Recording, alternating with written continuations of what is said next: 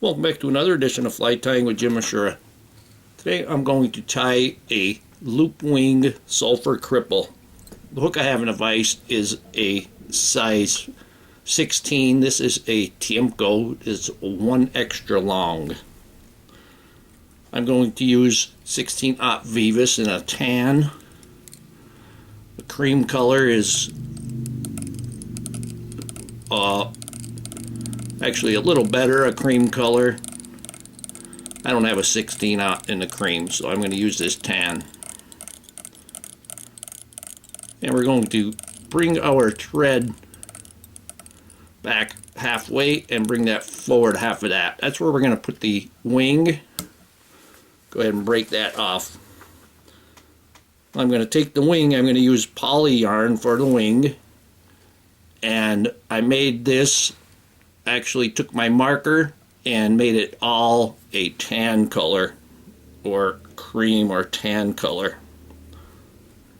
I'm going to go ahead and clip the end here to get them straightened out.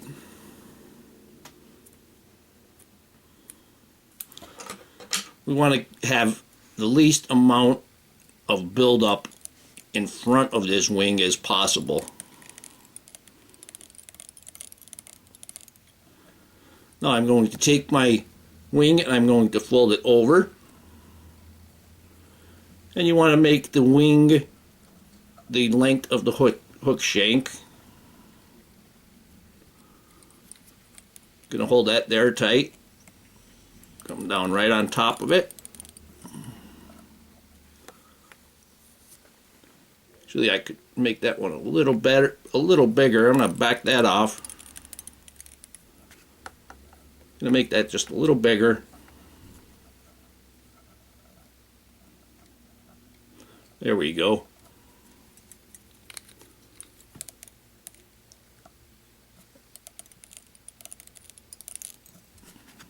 I'm gonna cut that pretty close.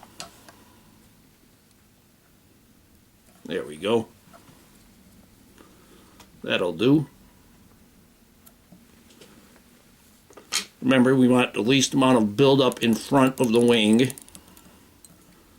I'm going to pick that wing up and I put a couple wraps right in back of it, just to kind of help get it out of the way for the moment, and to stand that up. When we're done, we want it to lay back slightly. I'm going to bring my thread back to the tail.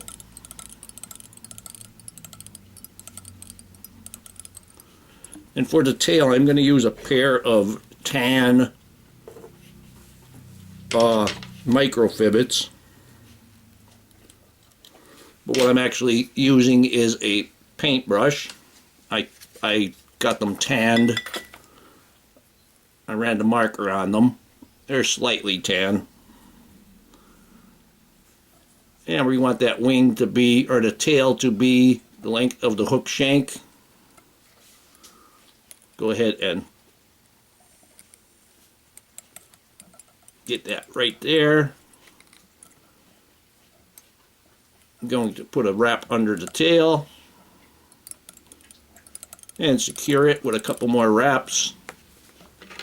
And now pull that tail back out of the way so you don't cut your wing. Got a couple of strays right on top there.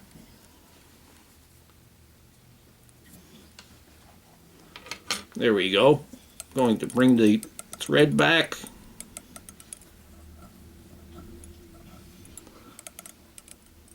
And now I'm going to turn my vise sideways so I can dub right up tight. Now I'm going to take the Sulphur orange, very, very little bit, like I could barely even see it, and we're going to see how thin that noodle is. And I'm going to get that pushed right up to the hook shank. And I know I'm going to need a little bit more, so I'm going to take that same amount again. Just a little wisp. And if you get a little bit too much, just stretch it out. Stretch it down the thread. Now I got about 3 inches of hair thin dubbing on there.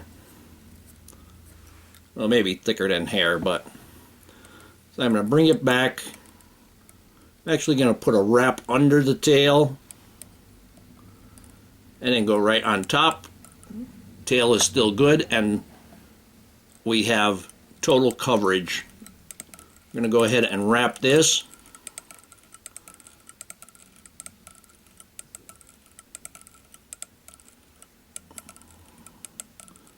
And I'm going to bring that right up to the wing. Maybe just a tiny speck more of dubbing.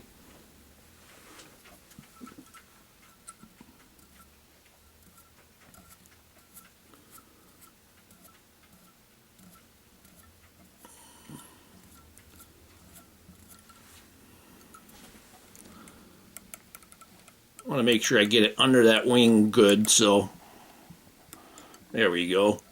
But you don't twist the wing.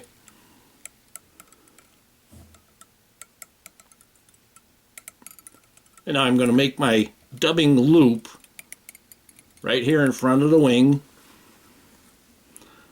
Take my dubbing whirl, or my dubbing loop whirl, and you only need about 2 inches of thread to make your loop width, depending on the size of your chip clip.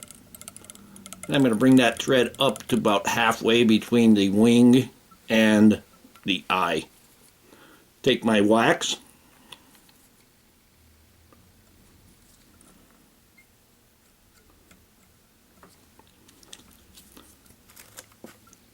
and I'm going to just let that set for now. Now I'm going to take my CDC feather, and here's the CDC feather, and obviously this is way too much, but what you want to do is grab the tip and stand them up at that 90 degree. Now I'm going to take just about half. First thing I'm going to do is I'm going to trim the tip off, because it doesn't, the tip only hinders you when you're in the dubbing loop block. So I'm going to take about half of it. And now obviously you can't wrap that because of how thick that stem is. We'll place the feather on the slice in our dubbing block. Take your bodkin needle and push that stem right down inside.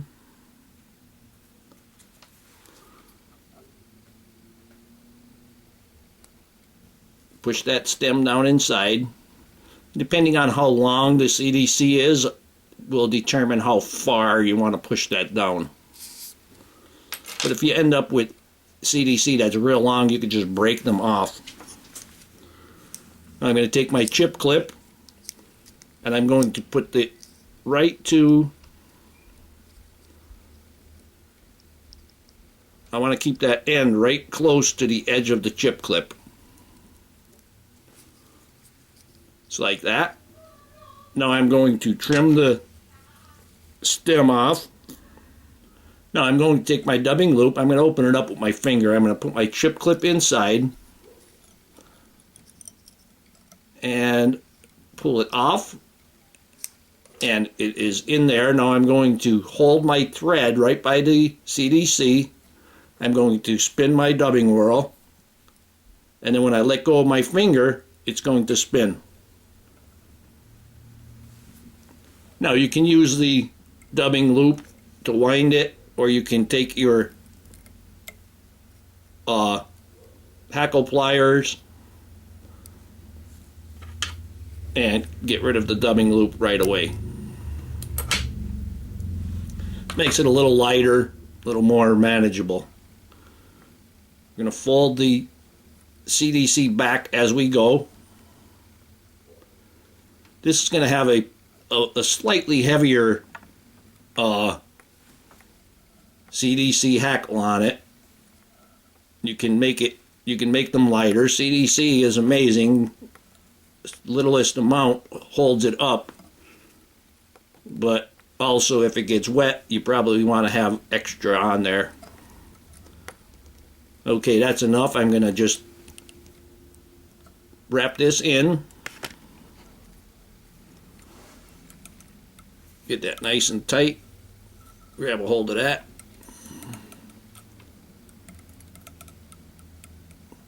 Actually going to fold it back and wrap the head.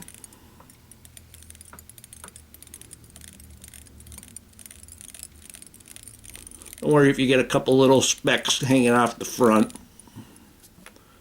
Going to go ahead and use the poke and snip to get that dubbing loop thread out of the way.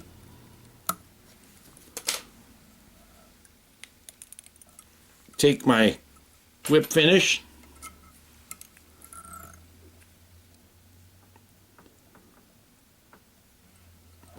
When you're fishing sulphurs, the key to fishing sulphurs is not using a full dun, because they don't go after them very often, because I've actually seen a trout take a dun and the dun fly out of its mouth before it was able to close his mouth.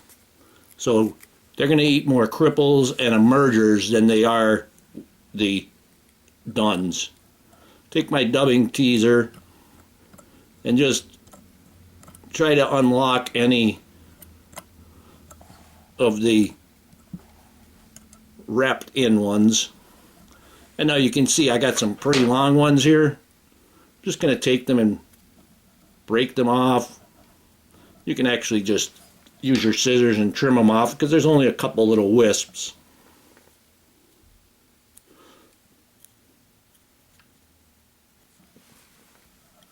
But you still want to keep that CDC pretty long. I like to have it going back over the body itself. You can lift up that wing a little bit, or you can use it laying down. Now I'm going to take some head cement, Sally Hansen's, hard as nails. Clean the brush off very well, and then put just a little bit on there, just with the very tip after you make a point on it. That little bit goes a long way.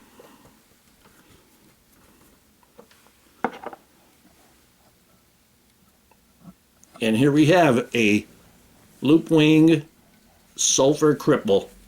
Hope that you learned something from this video. Hope that you would subscribe to my channel. Please refer me to your friends. Please visit my sponsors.